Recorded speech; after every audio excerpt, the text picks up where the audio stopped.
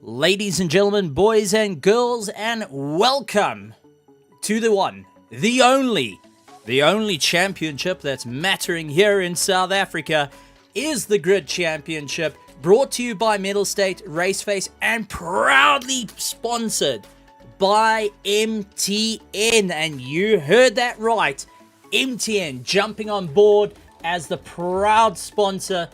And gotta say, it's good to have that bit of communication coming in because, man, oh man, we've been sitting on that for a while. But joining, Stephen. joining in the box, gentlemen, praise. Sorry, I got excited. Yeah, I just want to say, you came in with a bang tonight. I just thought, hi, I'm here as well. Look at me. And someone actually coining my phrase out of the grandstands, but just turning it a little bit different. Mars TOZA saying good morning, good evening, good afternoon. You know what? I give it up. I always say good, good morning, good afternoon, night. Good evening, and good night. And well, ladies and gentlemen, it has been an awesome race. We thank you all for joining us. Okay, Stephen, you can press the stop button now. Well, it is time, gentlemen. We have been waiting for this round 3, Watkins Glen. And I mean, this is going to be a spectacular race. And with the bomb drop of note of MTN now jumping on board, this is going to be exciting. Yeah, I mean, Watkins Glen, we know the circuit all too well. We know the hardships of the circuit. We also know of the amazing racing that you can have onto it. You and I actually took each other out at turn 1 in at the 90s. I still say that was net code. But ultimately, you get it right through Watkins Glen. You make your way through the S's. You head up to the inner loop, which is the bus stop. Carve your way around. Make your way all the way through, down into the boot, starting into the toe, the long left-hander. Move your way to the heel, into the right-hand, long right-hander into another wrong right-hander. Move your way up into a long left-hander, short straight, left again, down the straight, right, and back onto the start-finish line. Watkins Glen, home of the land of the brave and free. You said it, but Stephen, Watkins Glen, awesome track to race on, but it does remind me sometimes kind of a street circuit. Reason I'm saying that is because of those barriers, or as we like to refer to them, the guide rails, as they guide you around the track. Problem with those type of barriers is a small accident can turn into a very big accident very quickly, because one car can go into the barrier. There's no runoff area, so it spits that car back onto the track and the rest of the field. Some of these blind corners, especially through the S's, you're traveling through there, very high speed, and you come around the corner and there's a car in the middle of the track. Yeah, no, definitely a difficult one, but what I'm excited about is the bomb drop, MTN jumping on board. And this is second time that MTN has been on board with the Grid Championship, which makes him a reoccurring sponsor with Mettlestate and RaceFace with the Grid Championship. And I've got to say, I'm really looking forward to it. After seeing what Silverstone at round 2 was, where it had everyone standing on their feet, we're now getting back into the thick of it as qualifying is starting. We're actually going to move down to the track because we got Tim, the cameraman, back on the cameras. Good to have Tim back. Got to say, I love having Tim. Really love it. Some say he never takes an evening off. Some say that he is part camera. Others say the Skibbity Deep song that is now a trendsetter on YouTube. And yes, I didn't have a seizure while saying that. That's genuinely what its name is. Mm-hmm. Goes and he's the one that wrote it. Mm-hmm. Good to know. But we've got to talk about what's happening out on the circuit, because there has been a bit of changes through it all. Lots of eyes are going to be out on Tariq Adam. So far, winning 2 out of 2, looking to make it 2 out of 3. Well, making it 3 out of 3, I do have to admit he's going to be having a lot of fun out there. But all eyes are going to be down the field. Christian Deploy, Daniel Rowe. We cannot forget their epic battle that they had at Silverstone. A couple of also new changes to the driver lineup that's out there. We have got drivers moving over to Hybrid Academy. We've got a new PWSR car out, which is driven by Cameron de Bastos.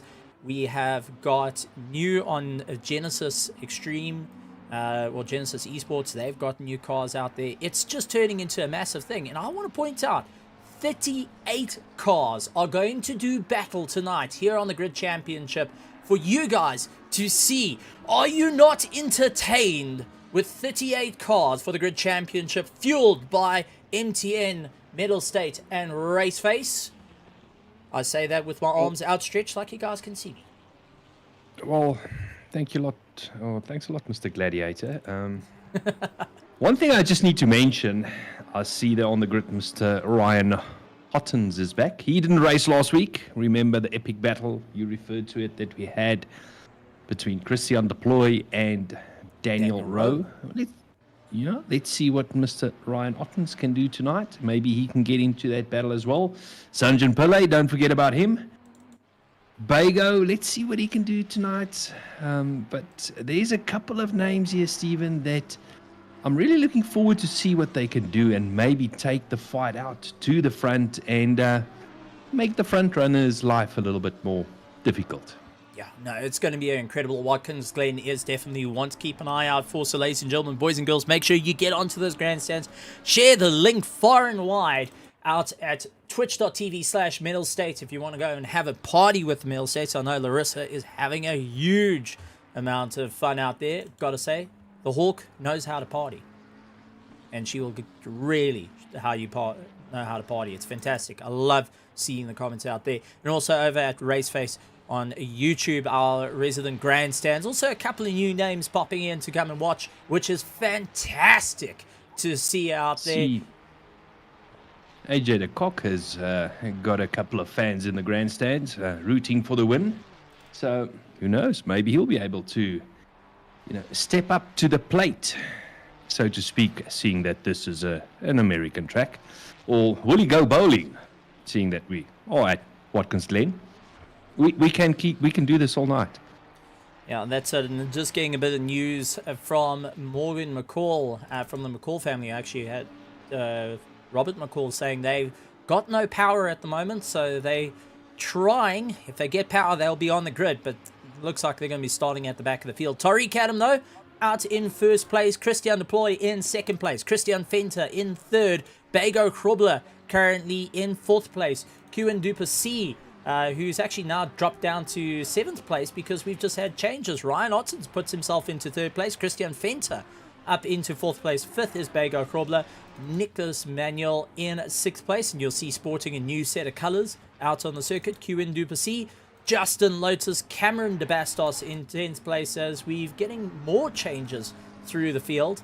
So far, I've seen some incredible lap times being put down by our drivers for this evening, and it's going to really be interesting to see how it's all going to go. Eric Costain's out on the circuit, Jamie Rees, Johan Kleinans, Johan van der Merwe, Sean Skitter out on for the LNR. He is getting chased down by Paul Fenter. So let's see how Paul's going to do it. Paul the Wall Fenter. And what a nickname to have, especially around this circuit. Kerry Duplessis, Werner Skuman is out on the circuit. Alan Patterson also out on the circuit. Daniel Rowe, Daniel De Villiers, Grant Sebastian, Keegan Sanderson. I mean, the list goes on and on and on. But drivers are really starting to push hard. Tariq Adam is the man to beat, though. 144.060. And Henry Mayer out in second place, looking to make a bit of an impact. Bago Krobler, 0.7 seconds up on his last lap time. Let's see if they'll jump him up. That puts him into... that puts him in first place. So Bago Krobler launching his way to the top. Immediately getting beaten out by Christian Deploy, who has got a bugbear with the drivers out on the circuit. He wants to prove a point with Bago just ahead of him. Tariq Adam, who has won 2 so far, needs to put his foot down and realizing his teammates are starting to get a little bit quicker. Needs to be well aware of that. Christian Fenter out on the circuit. Ryan Ottens also doing a fantastic job, putting himself into 6th place. 7th place, Henry Mayer, followed by Daniel Dematros Petro, also sporting new colors for this race. So it's good to see that there's a bit of a change going on there. Justin Lotus in 9th. 10th is Cameron de Bastos. Q Du Plessis, Ulrich Sichers is out in 12th, and I do want to point out that Ulrich Sichers actually took his first ever podium spot last night in the RaceFace GT3 Sprint Series, so keep an eye on this car. I've got a funny feeling we're going to see a lot more to come out of Mr. Sichers putting himself into 9th place on that last lap. So we've got some incredible talent out there. The best of the best in South Africa are going to do battle once again. And when I say the best of the best, I mean these are the same guys that will go into an overseas race, go and represent the flag, and show the world what South Africa can do. Because we're not only just the best in rugby, in cricket, in motor racing, we are the best in sim racing as well. And can I just point out, top 12 separated by 0.4 of a second. Basically the top 20 by a second. That's how close it is. Now, try and hit 0.4 of a second on a stopwatch and see how little time all that is. Now, there's a bit of a challenge for everyone at home. Go and try and hit 0.4 of a second. Yep, there we go. Take your phone, go to stopwatch, and try and hit 0.4 of a second. Couple of guys jumping into the grandstands, though. We do have 10XL saying hi. We've also got the likes of Sotpal going and saying how's it, which is good to see. Nice new names jumping into the grandstands over at twitch.tv/Mettlestate, which is good to see. And also new names out in the world of RaceFace grandstands. It's fantastic. New names popping not only on the track that are doing battle, and we know there's new names because this is the Pro division. We also have a Pro-Am, an Am, a Gold, and Silver that are participating at the exact same time, and that has got varying skill levels all the way down, so you have everyone to race with, and we've got new names right the way down the order, including guys managing to jump into the servers and managing to get into the race 14 minutes before this race actually starts, which is talk about lucky. Yep, we were talking to Hansi just before the stream started, and he was still busy loading new names that he had to add. So this is how we are growing here at RaceFace. Stephen, as you said it, this is the Pro division. We've still got the Pro-Am. There's also, I think it's the Am or the Gold division. So tonight, it's not just these 38 cars on track. There's over 100 drivers racing tonight. Now, close on to 200 South African drivers all tuning in, all being a part of this amazing, amazing series brought to you by Mettlestate MTN, who is now the series sponsor. So powered by MTN for the Mettlestate and RaceFace Grid Championship Season 4. I've got to say, I love it. I really love that we're starting to have these guys coming in. And we've also got who else but me out in the grandstands. Well, there's anyone but me that's currently out there. I've just got to say, I love it. I absolutely love how people are getting more and more into it. You're seeing these new names coming in. You're seeing not only the spectators, but the teams, the drivers, the pit bosses, all getting more and more involved. I do want to keep an eye out on Jean Fifiers, though, because I hope I said that right. Did I say that right? Fifiers. Yes. Fifiers. I hope that he's going to have a bit of an okay time, because last night we saw him run out of fuel on the last lap. So I think he's pretty much made sure there's a good couple of liters left in that tank. Yeah, absolutely. I think he has learned from his mistakes and he will not repeat them. But Stephen, you were talking about it. More and more people joining us, more and more drivers joining us. We have to say that is the way that, I'm going to say, first of all, esports and then sim racing is going. It's starting to become more and more recognized as an official sport, not just a game people are playing. And that's right across the world. We see ASNs getting involved. We see the FIA getting involved. FIA, the same governing body that governs Formula One. That's it. It's really on a drive to become more than what it is now. And it has become a lot more than what it used to be a couple of years ago. Yes, and when you got big names such as MTN going and throwing a weight behind it, which is fantastic to see. I know it's been a big, we've been sitting on the secret, waiting, chomping at the bit, lots of guessing, and finally getting to say it. It's just, it's weight off the shoulders. When I got the message from Miss Hawk saying, listen, go for it. The amount of excitement that it was just like, yes, finally we can talk about this, because it's such a major thing. We've got a proudly South African company that's getting behind our esport drivers, that is taking the step out of its usual comfort zone to be a part of this fantastic series, which is just mind-boggling to start off with that. But out in front at the moment, Tariq Adam in first place, Christian Deploy in second place, Daniel Rowe in third.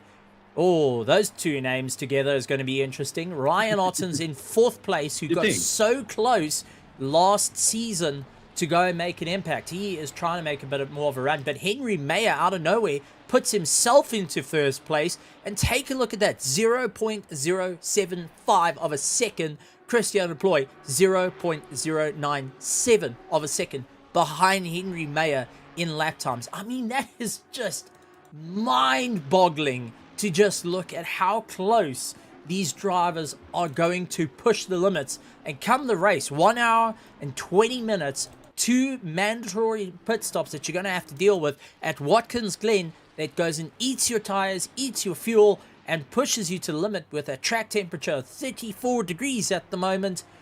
We're in for a race and a half, gentlemen. Oh, absolutely.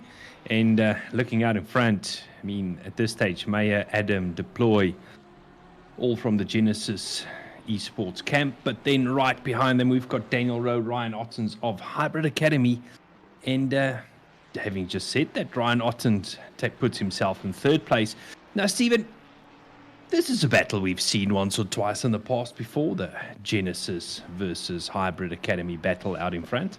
Yeah, that's something I do want to talk about, because these two teams, these mega teams, as we can call them, because we've seen mega teams come through. We had PWSR, there was a mega team. We had the likes of Hybrid Academy, Team Tryhard, and the list can go on and on and on. Even ATK, we had racing as well, was a mega team. But we see these teams coming through, but the Goliaths, when they do battle, they really put it out there. And I want to give it a bit of an idea at home. These guys have literally a pit boss in their ears telling them, right, this is the times, this is what you're going to have to do, this is what our tire strategy is going to look like. Exactly what you see in Formula 1, NASCAR, WEC, the SRO, everything.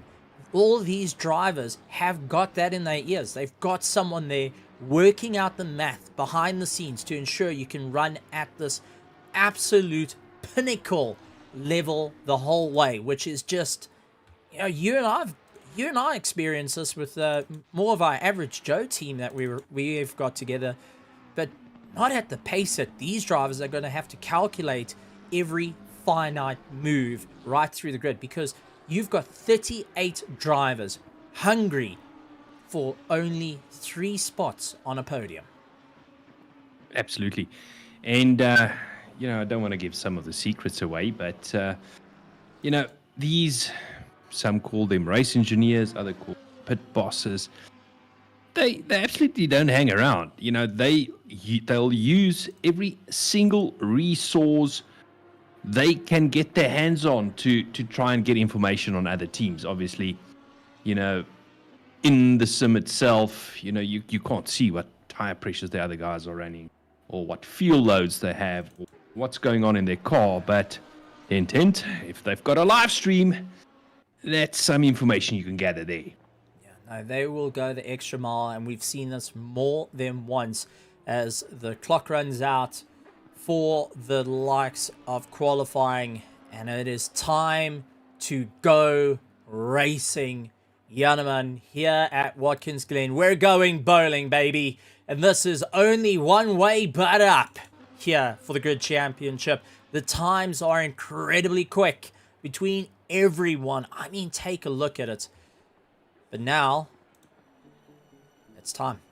This is it, ladies and gentlemen, boys and girls. The excitement is building. I'm getting goosebumps right now because I am excited to see what's going to happen, especially here at Watkins Glen. We saw the racing at the likes of Silverstone. We saw how close it got. We saw the guys battle their whole life out. And now we're getting to see it at Watkins Glen. And this track will either make it or break it. And there's so much on the line in this 8-race series. We're at round 3 right now.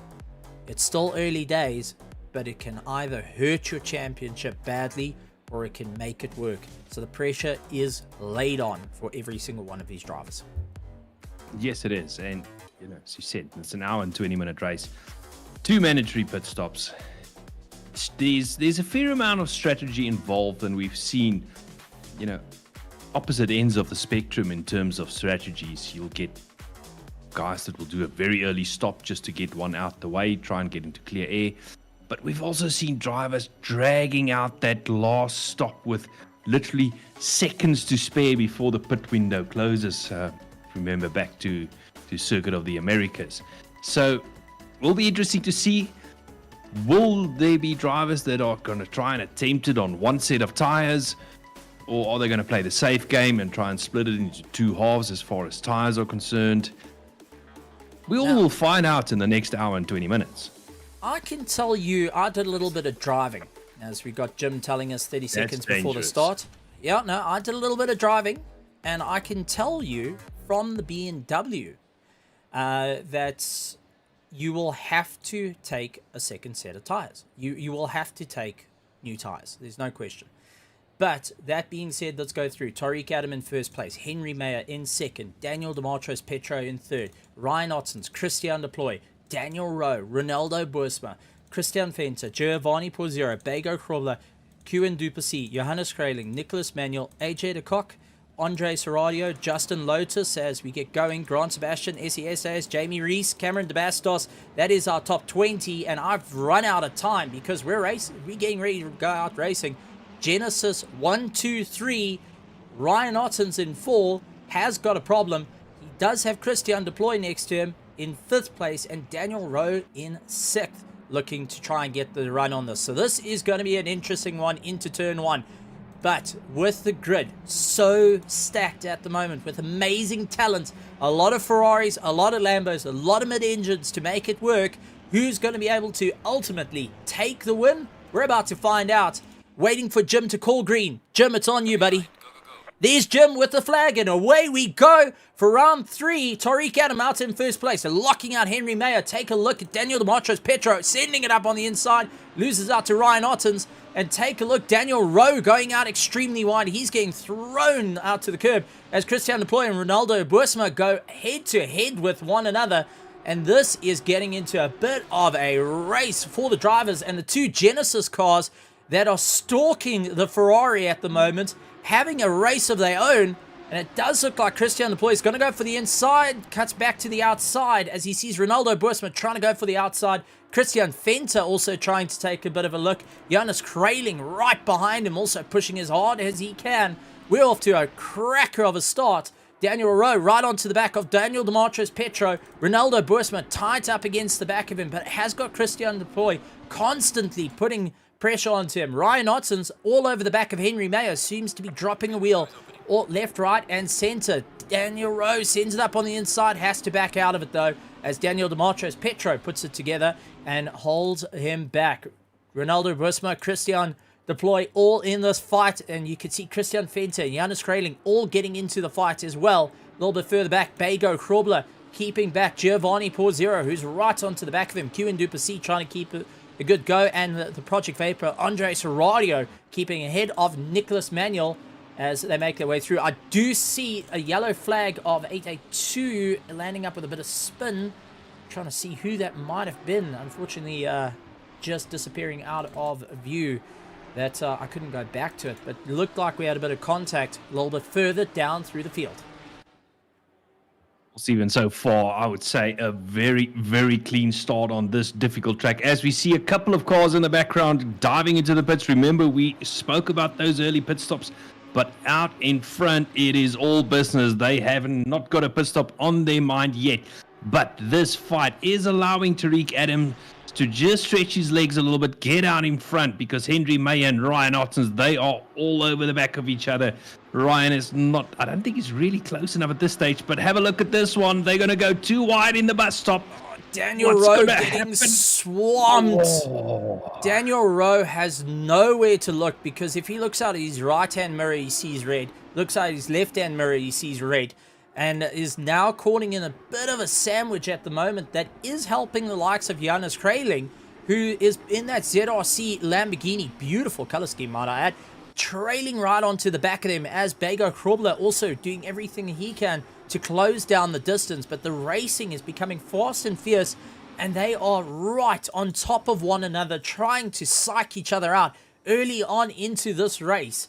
And I mean, this is a massive train. Daniel Rowe. We go side by side again. Oh. Bego in the background. Yeah, and looks like Christian Deploy. Johannes Kraling has got Bego with Giovanni Porzero up on the inside. Giovanni just wasn't able to get the legs. And see Grant Sebastian in that big Mercedes. The only Mercedes in the field is also trying to keep up with all these mid-engines that are circling around him like hornets at the moment. Yeah, I mean, this is at the front at this stage, Stephen, a Ferrari and Lamborghini fight going at it. All mid-engines. I mean, the first front-engine car is in 16th position. What a turnaround it is from previous seasons as we have a look at Bego Krobler. Bego Krobler tried everything he could to actually get round what looked to be Johannes Kraling. And he got caught up into turn one, and unfortunately a rear-end knock twisted him around, and one of the Genesis cars also being involved in that. And oh man, these are the type of things that turn one is very deceptive. Q and Duplessis to the bus stop. Andres Serradio given a little bit no room there, now has to try and figure out how to get his way back on, weaving his way through and rejoining just ahead of Grant Sebastian, who makes quick work of him, opens up a door, and that allows Cameron de Bastos to get past. Cameron really putting down the power, and has got Andre Serradio now side by side with Jamie Reese as they work their way around. And right behind them is Werner Skuman, who is diving up on the inside, has Jamie Reese cut off his nose as they work their way through. So Andre Serradio trying to recover after a bit of a problem. Reese trying to go and capitalize on a situation, and Werner Skuman also taking a deep dive. Look on the inside. That's a 15th place. I mean, we are looking through battles right the way into 15th place. Now, I haven't even gone further down through the field as yet. As SCS Days has got Unrik Sikkers as close to him. Harry Duplessis is on the back of Fleming Bauer. But Mahath Musa has got Giovanni Porzero, who was involved in a little bit of a squabble early on, right behind him. And Mahath Musa is not going to back down to Giovanni Porzero. Romano Yonka has got Jude Neville. So, sorry, there is two Mercedes out on the circuit. I correct myself there. And a lone BMW. And a lone BMW. Yeah, that's it.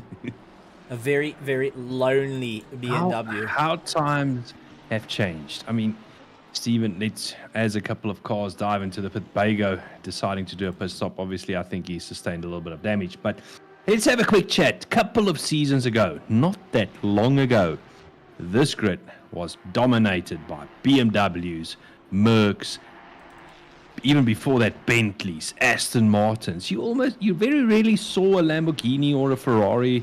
They were there, but they were vastly outnumbered by the front engine cars. Well, because those type of cars early on was pretty much like taking a bit of Russian roulette. You know, when you climb into a Porsche, you were waiting to be hurt. You weren't gonna race. You were waiting to get punished. And now, as you said, it's mid-engines all the way. Have you ever watched a Jeff Dunham show? No, don't know who the guy is. Tell me. You don't know who he is? Not at all. With all the hand puppets. I thought he was a politician. He's a ventriloquist, but He's got this one puppet is called Ahmed, the dead terrorist. And Ahmed's got a saying that says, "I kill you." Now, as soon as you get into a Porsche, the Porsche whispers that into your ear. The careless whisper. Yeah, the careless whisper. Apparently the new 992 is nothing like that, but I'm talking about the good old days. It's an interesting one. Well, And you just got, and there are questions in the grandstand, Stephen, that you do not know who Jeff Dunham is. No, don't know. People are asking questions. I will have to educate you. You'll. I think there's going to be a lot of education going on, and I'm sure that I can go and research the stuff with all the data packages that come through with MTN to go and see it all on YouTube. No, absolutely. You'll have more just than see enough. yellow flags. Ronaldo Bursa, Giannis trailing. Okay, we got to go back a little bit. I just literally saw the yellow flags. Let's see what we can see. This is side by side with Ronaldo Bursa, Giannis trailing. And it does look like that might have been Bago. So trailing up ahead in the Lamborghini, trying to keep it together over the curb, getting unstable, trying to bounce his way back. Oh, turns around, ricochets off the circuit, comes back. One of the Genesis cars, I think, was taking evasive maneuvers, landed up also in a bit of a problem. And there's Cameron de Bastos following the likes of Grant Sebastian as they follow in tow. So Andre Serradio managing to punch a bit of a hole there. Grant Sebastian right up onto the back of Cameron de Bastos as they move their way through. And there is an incredibly tight battle. Right on the wall, Serradio in the background. Oh, going that little bit too far. I mean, it's so easy to do. And Andre Seches tries to capitalize, go on the inside. He lands up losing a bit of drive, going for the inside line, and Fleming Bauer gets around him. I think Seches is going to aim for the pits at this point to try and get himself sorted out. But there is quite a few interesting little races going on right the way through the field. You've got Nicholas Manuel and Kevin Duplessis. These two know each other very, very well. They're battling out for 6th and 7th place at the moment. Following through the S's, now it's into the slipstream, pulling himself along. This is going to be in the benefit of Nicholas Manuel because he's in the slipstream, trying to go side by side. He's in the marbles, though. That's going to be difficult under braking. And Kevin Duplessis going across the nose, locking down that door as hard as he can, but compromising his drive on the exit. And that's going to slow him up a little bit as we see AJ de Kock also trying to get a little bit into the action as they made their way around one of the Lambos. That was actually one of the back markers that's involved in that little fight as well. So interesting to see some racing. Oh, Justin Lotus, though, going and picking up a board and has got a fair amount of damage onto his car. So what happened to Justin Lotus? That Ferrari definitely doesn't look happy at that stage already. So, so I think he had a prior engagement somewhere, and he's battling there. He is. That. Oh, yeah, look at the steering wheel. Yeah. That tells a That's story. not a one piece anymore. Oh, man. If anyone wants to know, that's taking a steering and putting a full lock in the right hand and then trying to turn left with it. It's just, that's broken. That is properly broken. But have a look at Sanjan Pillay. He's having a real battle with Van der Merwe in front of him. And just in front of that is Kleinans, if I'm not mistaken. Oh, it's Jan van der Merwe, Sanjan Pillay. Where did Sanjan Pillay go? I don't know, but he's not going. What happened? I just saw that in the background. It was kind of a weird accident. Okay, so he was right up against the back of one of the McLarens. Through the gears. Okay, let's see. 4th. Takes evasive maneuvers, trying to slow the car down, trying to turn and thump into the wall. Oh, man. You think he was a bit unsighted there and just delayed on the brakes? It looks like it. It really does look like it. He got close into a fight and, well, it didn't quite work out for him. But as it stands, though, we are counting down the clock. We have got Tariq Adam out in first place, Henry Mayer in second, Ryan Ottens tailing him right behind. He's got Daniel Demartros Petro, Daniel Rowe, Kevin Duplessis, Nicholas Manuel, AJ de Kock into the fight as well. Good thing AJ is out there. He's in 8th place. So I've got to say, really, really solid result at the moment. Then you've got Cameron De Bastos in 9th. Jamie Reese in 10th place. Andre Serradio right up behind him. Fleming Bauer. Grant Sebastian in 13th. Kerry Duplessis in 14th. 15th is Paul Fenter. Mahath Musa. Jude Neville. And I see that we do have 1 or 2 cars that are caught out. Daniel De Villiers, he's a bit broken. Justin Lotus is in the pits. Bego Krobler, where on earth? What? What happened there? Right. Let's see if we can jump back a little bit and try to figure out what happened. And there's Daniel De Villiers, who's still trying to get himself back on the circuit. Oh, tank slapper. Oh, I think these were 3 different incidents. Yeah, that's through the bus stop, but he was stopped there in the middle of the track. Cars going left, right, and center, basically. But what happened to Bego? I wish I could tell you. I actually can't get onto a replay of it. That means that he's jumped it back to the pits and getting some work done. But Bego was in a bit of a peculiar spot there. He had to try and figure out. I mean, this is just turning into a bit of a race of not getting yourself into tunnel vision. Now, for anyone that knows what tunnel vision, or doesn't know what tunnel vision is, imagine, put yourself in the seat of the driver. This is what you can see at the moment. You stop looking at everything that's around you. You stop looking at the right, you stop looking at the left, and you stop looking at the braking boards. You start zoning in on the car in front of you, and you're watching those brake lights continuously. You're zoning in. You're trying to get closer and closer. He's within arm's reach, but just slightly at the fingertips. It's like standing at a chocolate factory and you see the chocolates behind the glass and you just can't grab them. That's what's happening right now. And you get zoned into it and you miss the braking marker just by 1 or 2 meters. And that's when you fall apart. Justin Lotus just got disqualified for speeding in the pit lane. No. I just saw it pop up on the screen. Did he have a drive-through penalty and didn't serve it? The only way I can see a thing like this, and this goes back to like Paul Fenter had. Remember, Paul Fenter at Silverstone had a 30-second penalty. He then sped into the pits, and if he got out the box, he turned around and said, if I get out the box, I'm disqualified. I can't physically move. Did we just have that happen to Justin Lotus? Might very well be. Because at that stage, Paul there were less than 32 cars running, so he just had to remain in the box to score some championship points. But I suspect it might be something similar, Stephen, that... Oh, no, another yellow flag. Wrong way, buddy. Yeah, Sanderson a little bit in the wall. He was on a proper charge and got some love for the PWSR car.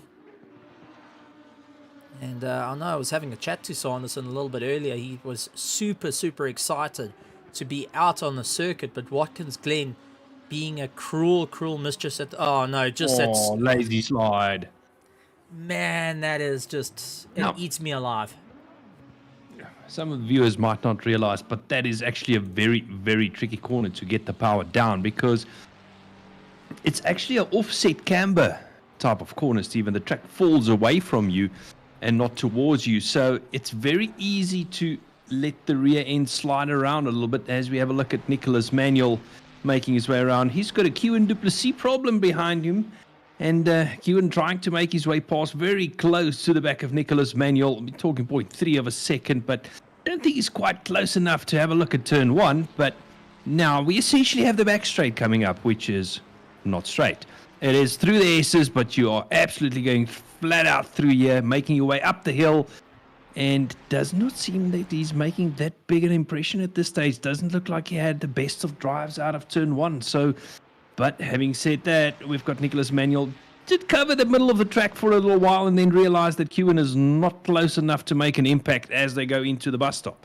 Yeah, and also taking a look further up the road, Henry Mayer on the back of Ryan Ottens as they battle it out, and Daniel Rowe is keeping a very close eye on this battle. Ryan Ottens defending against Henry Mayer as much as possible. Now, we know Henry is an incredibly quick driver. Ryan Ottens is the defending champion of the GT3 Sprint Series, brought to you by RaceFace, and he's got Daniel Rowe, a multinational champion, right behind him. So Henry Mayer's in a bit of a sandwich he doesn't want to be involved in. He wants to get past and join his teammate up ahead, Tariq Adam, who's managed to open a 5.3 second gap on the last lap. So, I mean, this is just really, really incredible stuff.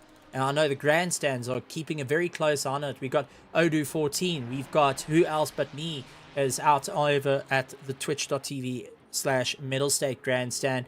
Then you have got the Raceface grandstand that the guys are just keeping such a close eye on all the action, because this championship has evolved into having a prize pool of 10,000 Rand for the drivers to go at it and honestly slug it out, as we see Kiga Sanderson actually just letting Grant Sebastian go by, backing out of the corner, not allowing that to get too much. AJ de Kock, he's on the back of Jamie Rees. Kieran Duplessis is up against Nicholas Manuel, and Henry Mayer's on Ryan Ottens. These are the battles going on, but everyone has got it on the line. They've got that prize pool. They've got, I think if you even take away the prize pool, it's the pride of being the fastest in South Africa that is out there on the circuit. And I mean, if you can get into the pro division, it's just pride to be there. I mean, you were there, gentlemen, last season. You got to be in pro, and the sense of pride to just know that you qualified in that division is just something that you can't put a price tag on. I mean, absolutely. There's Stephen, although we've got 38, 37 cars out of on track, there's a lot of races within this race itself. And I'm not talking battles out on track. I'm talking, you've got the drivers fighting for the lead. Their goal starting this race tonight is to win the race. You've got drivers that aim for just, if they can just get into the top 10, that is as good as winning the race for them. Some are striving for a top 20. And there are those drivers are just, their whole goal is just to make this pro grid. And having said all that, I mean, we saw the times in qualifying, how close it is and how difficult it actually is to get onto this grid. There's only so many spots available. And for a lot of guys, it's a great achievement just to land on the grid. Yeah, and there's another battle, 15th and 14th position. We don't get to talk about the other teams too much, but Mahath Musa has got Jude Neville right behind him, the logistical nightmare racing machine all over the Project Vapor BMW. 2 front engines duking it out for 14th and 15th respectively at the moment. Having a great time out there. It's really good to see. A little bit further up the road, you got Andre Serradio and AJ de Kock going at it. AJ de Kock, part of that EG and Hybrid Academy Road to Pro, has now got Andre Serradio, the head of the Project Vapor team, in a monstrous battle, and it's just completely amazing. Looking out in the grandstands though, got Daniel de Villiers saying it just wasn't his race out there. He had to retire the car due to too much damage. Then you've got the likes of Gabriel dos Santos going, and he is super excited to have the pit boss is getting a bit of love out there, which is fantastic to see. I see Giovanni Porzero actually going and putting out an olive branch, and big on you, buddy. Big on you. To go and admit and put an olive branch out is, you don't get to see that too often, especially in this level of competition, and it really does show you that the drivers out here have so much love for one another, so much respect for what the racing is. That, listen, we're in this for a fight, but we got to respect each other as competitors, as athletes that are behind these steering wheels. And yeah, I use the word athletes because these are drivers that put not 10, 20, 30 laps or 100 laps. These are putting thousands of laps through their steerings and their equipment. Some of them using direct drives with just obscene amounts of Newton meters of force required. The precision that's needed is just so Daniel cool. Rowe having a bit of a slide there. Yeah, Daniel Rowe, and there it is, Daniel Rowe, who's who's done so well, one little mistake can cost the win. And Q and Duplessis, same thing, catching out on the curb. I think everyone's running so close to that bus stop curb, getting back on the power, and you can see the Ferrari just arguing as he slides his way through. Andre Serradio has got AJ de Kock on to the back of him. But I do want to point out, going down through the field, Christian Deploy is one to keep an eye out on, because he is first of everyone that's completed their first pit stop of the race. Yeah, and having said that, he has got a little bit of clear air around him. He's got his teammate behind him, Daniel de Petro. So at this stage, it does seem like that pit stop worked out all right for him, but not far up the road. We've got this battle between the likes of Paul Venter and Mahath Musa. And Musa. They're going to go side by side. This is going to get interesting. Is Musa going to back out? Yep. Musa decides just to break a little bit earlier, allowing Paul Venter to take that corner, but Paul is looking very squirmish around the corners. Does look like the rear end of that Ferrari is very lively, as we see. Was it Neville sliding that Merc around? Beautiful shot of the Mercedes sliding around that corner. Not so beautiful for the rear tires. No, not at all. Mahath Musa also taking a very tight inside line, and in the pits. But Jude Neville had to get off the gas quite quickly there, because he was nearly right up the back of that BMW and really pushing. So the logistical nightmare team going and battling out, and also Flick Floyd, whatever, Paul. I have no idea what that is, and I'm not even going to attempt. I can tell you what it is. I just saw Christian Deploy. He's got yellow flags. Yeah, he's going very slowly. What happened there? Let's go back about 30 seconds and see what happened to Christian Deploy, because this is into turn 1. So Christian Deploy on our screen, centered shot by Tim the cameraman, puts it in, slides it out, and the Lamborghini goes for a... Oh no! We saw the same incident last night with Alan Patterson, where the Lamborghini goes out. Yeah, Lamborghini gets that tank slapper, that death slide, where there's nothing you can do. You can come off the power, you can stand on the power, you can, you just pray. Mahath Musa with a stop-go 30-second penalty. That is for track limits, or would that be... No, that would be driving out of pits. Be speeding in the pits. Yeah. Now, we've seen this a couple of times last night as well, where the guys decide to dive into the pits very late, struggling to slow the cars down. Do you think the same happened to him? Because he was in that pit lane very late, and I actually thought to myself, you need to get on the brakes, otherwise a penalty might be heading your way. So very much suspecting it was that late entry into the pit lane and not being able to slow the car down.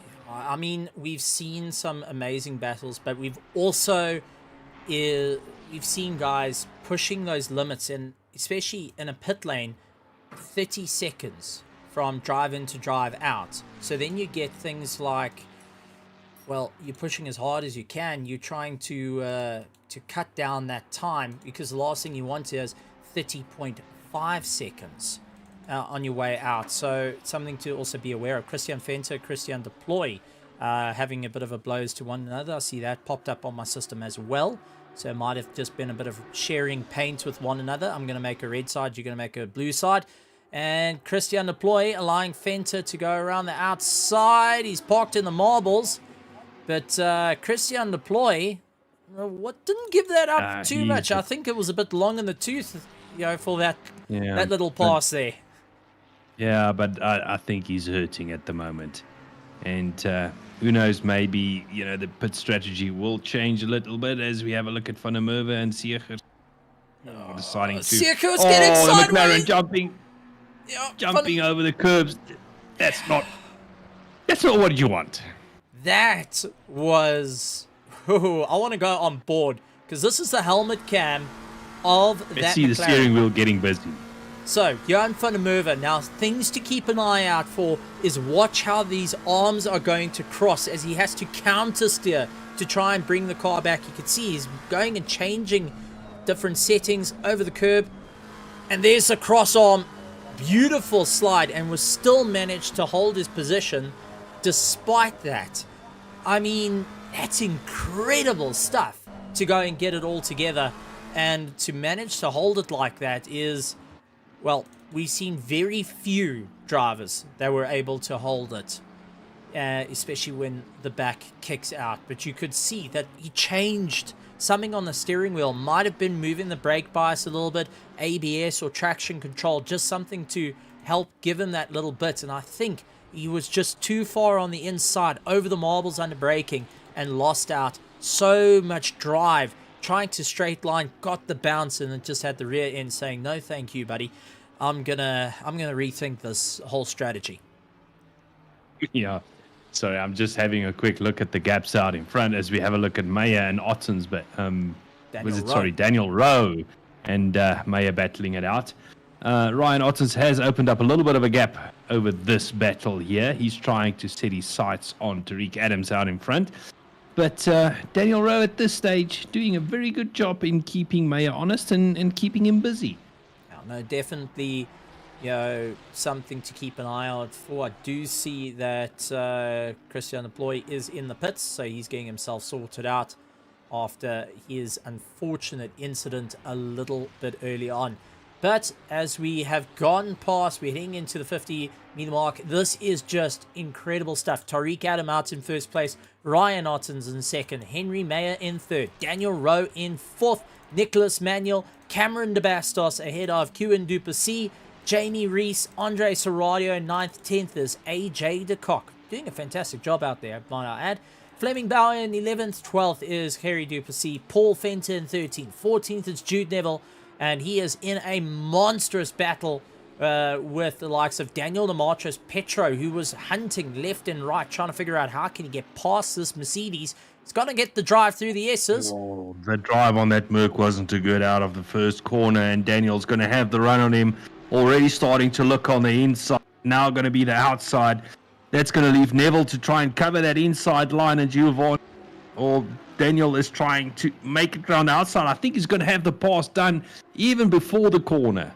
Yeah, I think Jude at this point said, listen, I'm going to take the fight to you, but I've got a strategy in mind. I am seeing yellow flags for car 52, and it looks like we've had one car. It's in the trees. Yeah, one car gone towards the trees. Or was that just Tim having a look at the trees on the side of the track? Gotta love Tim.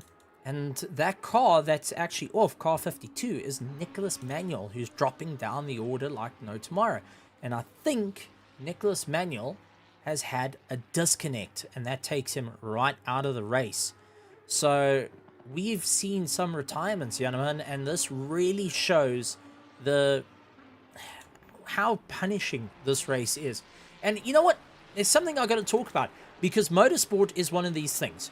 You're going to either have a calm, cool, relaxing drive. The mistress will give you all the love in the world and give you chocolates and a chocolate milkshake. No, that ain't going to happen. Yeah, but sometimes it does. Other times it's pretty much going and dumping a hot cup of coffee in your lap. And that's pretty much what some of the guys are having. Paul Fenton's now got a serious problem. Daniel looking on the inside. I think he's going to have the pass done. Will he have the drive out of the corner? Can Paul do something about it on the next section? Don't think so. Yeah. I'm trying to make it exciting, okay? Paul went a little bit too far down the gears there. And, I mean, this is one thing to talk about. You can take that corner in third gear if you've got enough downforce on your car. Otherwise, it's second gear. And I think Paul was using second gear, and it just slowed the car up a little bit too much. And you can see the drive just wasn't there. You instead of using 80% of the brake, you had Daniel who was using 70% and just allowing mechanical grip to pull himself along and get the pass done and dusted. So we've seen lots of little strategies here, but Daniel Demetrius Petro is first of everyone that's done their first pit stop, out in 11th place. Now that is a bit of a concern for everyone that's from 10th to 1st at the moment, because they're going to have to keep a very close eye on it. And looking at the time of the box, he was only stopped for 8.6 seconds, so that was a splash and dash. But from entrance to exit was 32 seconds of just driving, which does put a monster of an impact on your race, as he now takes a look at Harry Duplessis, saying, "Why so serious, buddy?" Referring to the bumper sticker on the back of that Ferrari. But I don't know, Daniel is pushing very hard, Stephen. Just watch out for overstepping the boundaries of grip and losing all grip altogether. Again, looking on the inside, is it going to be a copy of the move the previous lap? It does look like it. No, so he's on a serious charge at this stage. Absolutely, and Paul Fenter has got Jude Neville. These two know each other all too well, and Jude's not going to make this easy. He looks around the outside, trying to get that big Mercedes that is really going and fighting his way through. And I've got to say, this is racing, but I see Fleming Bauer actually getting a bit of yellow flag, so he might have had a bit of a problem. He's in 9th place, and is going to have Daniel Petro closing down the distance. Paul Fenter, though, had a terrible drive out of the bus stop, so he's now trying to close down the gap as well. So we're getting a few drivers, Cameron de Bastos over Q Duplessis, doing everything they can. But we're getting closer and closer to that halfway mark, gentlemen. And this is where we start putting on our tinfoil hats and start guessing when is the last of the pit stops going to happen. I'm going to go and mark it down in my book based on statistics. Yes, I'm using statistics. I'm using math on this one. That the final 20 minutes of the race is going to be the final pit stop done by our leader. See? I can do math too. Wait, what? I'll say the last 20 minutes. And yes, I did math. So for my maths teacher that went and said that I couldn't do math, I know how to use a calculator. Last 20 minutes. There's my gamble. Let's see whether it pays off. I bet you a chocolate milkshake, a Sterry Stumpy. Yeah, I think we're going to see the leaders making their first stop in the next 6 to 10 minutes. I think final stop is going to be as late as possible. So let's see who's wrong and who is wrong. I think the last pit stop is going to be on the 20-minute mark. Looking at the lap times, looking at all this, Tariq Adam has got a gap of 6.7 seconds. He hasn't opened up that 30-second gap that's needed just for entrance and exit to pit stop. Now remember, add a pit stop to that, you're looking at over 40 seconds of stop time. Ryan Otten's closing down the distance. Henry Mayer in 3rd place. Q Duplessis trying to chase him down. Cameron de Bastos, Jamie Reese, Andre Soradio, AJ de Kock, Fleming Bauer is all needing to pit. Daniel Petro has done his pit stop and is on the climb. He's in 10th place at the moment and is a viable threat. Jude Neville getting past Kerry Duplessis. They are still needing to do the pit stop. Paul Fenter needing to do his pit stop. Christian Fenter, though, has done his pit stop. SES Days, Johan Kleinans, Unrek Sikkers, Johan van der Merwe, Alan Patterson, who did his pit stop early on. He's climbing up. Johannes Kraling, Sean Skitter, he actually was stopped for 42.5, so that was due to some serious damage to the car. Keegan Sanderson, Christian Deploy, Werner Skuman, Ramona Yonka, Mahath Musa, Ronaldo Boersma, Daniel Rowe down the order, and Eric Kirstein, who's, trying to get himself going. So Eric Kirstein's Daniel Rowe in 28th position. Still needing to do 2 pit stops. Did he suffer a disconnect? I would have to say so, because he was stopped in the box for 120 seconds. Yeah, that's rejoining the server. That's a disconnect. He had a disconnect, and that was one of our top 3s that were in that fight. And now it's dropping down the order. Eric Kirstein in 29th position, Grant Sebastian in 30th, 31st is Nicholas Manuel, who has retired. Daniel De Villiers and Justin Lotus all retiring as well. So we've got a few retirements. Oh, Tim catching that slide. Well done, Tim. And Sikkers has now got Kleinans ahead of him, but Van der Merwe is saying, thank you very much. I'm going to take away that position. But Sikkers, my heavens, buddy. Your tires are not gonna like that. It is incredibly close. And wow. Car control is on a next level right now. Yeah, I mean, that was some serious Tokyo Drift action you got there. I think all four tires, because that was a four-wheel drift, all four tires were screaming at him for doing that. But here on Kleinhans, he's got the fight on his hands as well. Just behind him, Van der Merwe, 0.2 of a second. Nice, interesting livery that Kleinhans is running. Yeah, Kleinhans has got a pretty little one. Is that a smile or is that an angry face? That's an angry face. It's not his Lego car that he's used to racing. And ZRC, Zamalek, and Ice-T being the team name, which is, gotta say, really fun. But this has turned into a nice little battle. Johan van der Merwe and Andre Secker is now caught up to Kleinhans, and they're putting into the fight. And also, just want to give a big shout out to everyone out in the comments. Thank you very much for joining us in the grandstands over at RaceFace and at Mettlestate for the Grid Championship, powered by MTN. Yes, you heard that right. MTN on board. Gonna love it. Keegan Sanderson, though, he landed up off in the weeds. I saw a bit of flags being waved for him. So I've just got to say it's fantastic. And a little bit of love also coming this way. Tinix Hill saying, loving the commentary as always. And gentlemen, you're getting a huge bit of love over there. Love you guys too. Thank you very much. All that we're doing. Thank you very much. All that we're doing is just sitting in your homes, chatting about the amazing talent that's currently out on circuit. And this is only our pro division. We got a Pro-Am, Am, Gold, and Silver division running at the same time. So we got multiple servers of multiple different speeds. And when I say Pro-Am, I'm not meaning these guys are like a second off. No, these guys are, they've missed Pro by 0.2 of a second. 0.2, gentlemen. I mean, that's nothing. And you just miss Pro. It's incredible, and we've got talent like that that's running, which I'd love to show at some point.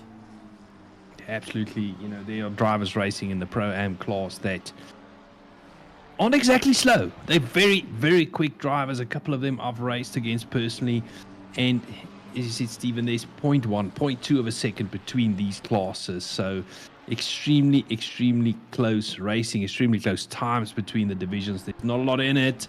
Oh, a little bit of contact there. Daniel de Matos. Did he slow that car down in time? The thing is, I think he was trying to bail into the pits at this point, and that's where the little bit of a slide, little bit of a catch, and side by side, there was a deep breath. You could hear it wasn't a turbo that sucked in air. That was the driver that was just sucking in as much air. That wasn't the dump valve whistling. No, that wasn't the old Audi Quattro dump valve that we know and love. Yeah, but this battle between Van der Merwe and Kleinhans is really heating up. Van der Merwe trying his utmost best to close that gap down, Stephen, but I think at some points on the track he's just pushing a little bit too hard, and that is allowing Alan Patterson to close down the gap to this little battle. I've seen Van der Merwe sliding the car around once or twice. It hurts his drive out of the corner, and now he's going to be the sandwich in the middle. Yeah, he's got Sean Skitter that's ahead of him that just came out of the pits. He's trying to let these guys go, getting the blue flag. Fleming Bauer is just a fraction ahead, seeing this all in his mirrors, going, listen, I got to keep out of this as they go. Alan Patterson just getting past Skitter right before the apex of the corner. And I mean, nothing's more frightening than you've got this car on the right-hand side that you're just hoping slows down enough that you can go for the apex. And, I mean, it's always those gambling situations. Do I slow up or do I keep on the power? Couple of things changing at the front, though. Tariq Adam in the pits, Henry Mayer in the pits, Cameron de Bastos in the pits, Andre Serradio in the pits, Ryan Ottens has not pitted, Kewan Duplessis has not pitted, Henry Mayer is in the pits and looking to get first out of the pits. So this is going to be... I was a minute out. This is going to be a race. Yeah. Remember, I said most of the front runners will put in the next 6 minutes or so. So it was 7 minutes. Not too far. Not too bad. I still say the final pit stop is going to be in the final 20 minutes because looking at this, where you've got this amazing battle that's going on, there's one of the hybrid cars that's right onto the back of them, really pushing as hard as he can to try and get past. And I'm trying to see what's the number on that car. Well, let me quickly have a look for you. I think that would be a nice one to see who's that. As Alan Patterson getting followed into the pits. So we don't have to worry about that. And that's one of the Hybrid Academy cars that was tailing Alan Patterson as they dived into the pits. But so far out in front, Ryan Ottens in first place. Kieran Duplessis in second. Third place, AJ DeCock, who's making his way around the circuit. Harry Duplessis in fourth place. Tariq Adam in fifth. Sixth, Henry Mayer. SESA's in seventh place. Air Force One, salute out there in seventh. Good to see him Where's out your there. eagle sound? It's not working. I tried it. Okay, cool. I actually need to get my soundboard working because I need to have that bald eagle, that screaming bald eagle, that caw going through whenever I see Air Force One. That Air Force One has to have the bald eagle. Guys, I will get my soundboard. I will get my soundboard working. And who knows, maybe I can get comms back with Tim at some point. That would be interesting. Tim and Jim. Maybe we get Bob as well. We had them before, previously. Yeah. Maybe yeah, we get I them back. still remember good old Bob. Yep. Yeah. And what an amazing race. I do want to point out, though, Daniel Demetrios Petra has completed all his pit stops. Christian Fenter has completed all his pit stops. Christian Deploy has completed all his pit stops. Heinrich Sichers. So we have got guys that have completed all their pit stops. Daniel Rose still needs to do one pit stop. Grant Sebastian needs to do one pit stop. And that's a little bit further down the order, but the worry is sitting there. It's going to be sitting on people's minds. When are they going to get into the pits? When is this going to be the time to go and move forward? Having a look now at this little battle, Andre Soradio, Kleinans, Van der Merwe. No, not too far behind them is Fleming Bauer, but this is turning into a three-car battle. Van der Merwe still, piggy at the back. He's trying to make his way up to the two in front, Soradio and Jan Kleinans. Even if I'm not mistaken, this is one of the closest battles we've got on track involving three cars. There are other close battles as well involved, but these three are all over each other. Jan, I think you're a little too far back to have a look on the inside there, but, just showing Andre Soradio in front, my intentions are clear. I am coming past. Just letting you know that, as I've got a big smiley face on my car. Well, I see I'm saying Ryan that's a smiley Otten's in. face. Yeah, well, it's very, very smiley. Ryan Otten's into the pits. He loses out the position to Kieran Duplessis, and he's going to be keeping an eye on Harry Duplessis. That's going to be closing down the gap to him as well. So as you said, this is the closest battle we currently have on circuit. Guys within under 4.4 of a second of one another.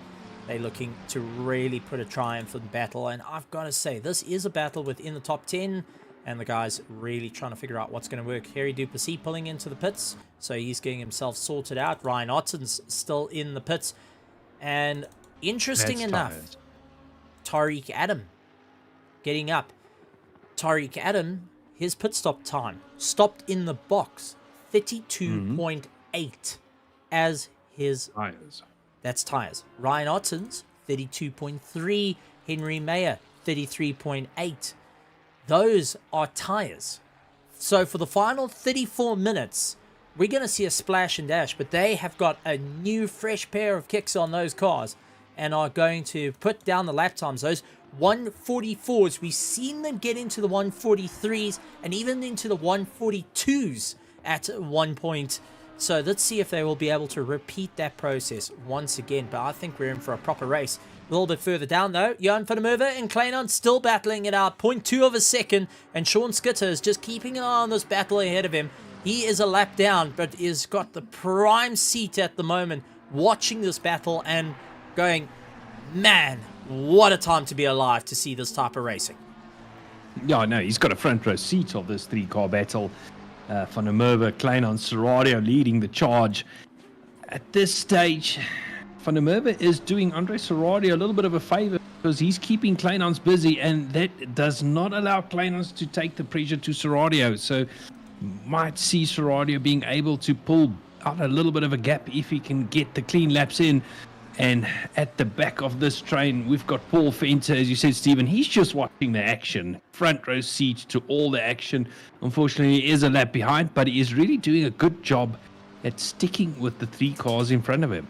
Yep, and while we've actually got a little bit of time here, I do want to give a bit of a shout out to a person that's in the sim world that has been involved with sim racing for quite some time and is also friends with a lot of these drivers out. And I've been asked on behalf of a lot of the drivers, going and saying a congratulations to Richard Herring on the birth of his second child earlier today. So, Richard, on behalf of the Grid Championship, Mettlestate, MTN, and RaceFace, we'd like to say congratulations on becoming a dad again. Yeah, and you know, we should say to him, welcome to the club of having more than one child. And as my folks say, good luck. Yeah, good luck. Yeah. My two daughters are 18 months apart. Not always a good thing. Moving on, shall we? Moving on. Q and Duplessis out in first place. AJ the Cock in second. Tariq Annam in third. Ryan Otten's in fourth. Henry Mayer, SESA's. Andre Soradio, who's got a mirror full of Johan Kleinans in eighth. Ninth is Johan van der Merwe. Cameron de Bastos in 10th place. A little bit further down. He's 7.5 seconds down the order, so it's something to keep an eye out. Jamie Reese in 11th, 12th. Daniel Demartres Petro. Christian Fenter. Kerry Duplessis. Christian Deploy down in 15th position. He's trying to close down on the cars ahead of him, but after the impact, he's just had a bit of a rough time trying to keep it all together. Hendrik Sikkers, Fleming Bauer, Alan Patterson, the fastest commentator that we know currently out on the circuit. Werner Skuman has got Johannes Kreiling all over the back of him. We saw Kreiling get involved in a huge amount of incidents, a huge crash a little bit earlier on. He's down in 20th, all over the back of Skuman, doing everything he can to close down the distance, which is just absolutely incredible stuff. But Skuman's not backing down, holding that inside line, goes to the middle of the circuit, going and forcing Kreiling around the long way. Kreiling trying to get the drive. And defending into the bus stop is such a double-edged blade, because you can go and defend and slow the guy down, but you just compromise your exit and the driver can get right onto the back of you once again. And that's what we've seen time and time again. AJ de Kock, he's all over the back of, that was Skitzer that got by him. Johan van der Merwe has got Kleinans, who's just ahead of him. Kleinans still on Andre Soradio. So AJ de Kock actually losing out to Skitzer. Now, what happened there? Because Skitzer is unlapping himself over AJ de Kock. Yeah, so it was just coming out of the pits. And I think as he was coming out of the pits, he joined into the action. There it is, joining up.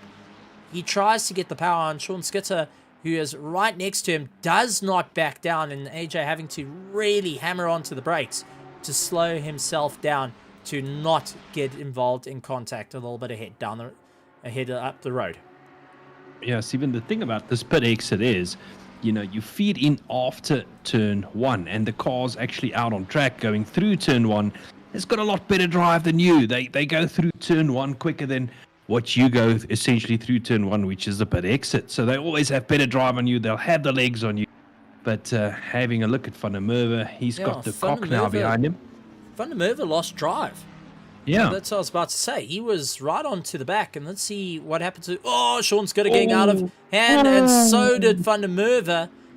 Do you think that was the lightest of contacts on the rear that just upset? Or do you think that just the tail snapped? I think there was daylight between those two cars. I think it was just a multi-pirouette. Do you think that McLaren just snapped? And he's might be. So he's coming in the pits and trying to get the car sorted out. Also doing his final pit stop with 29 minutes to go. Oh, Kleinans! No, the McLaren is snapping. What? No. Something is a bit skew there. No.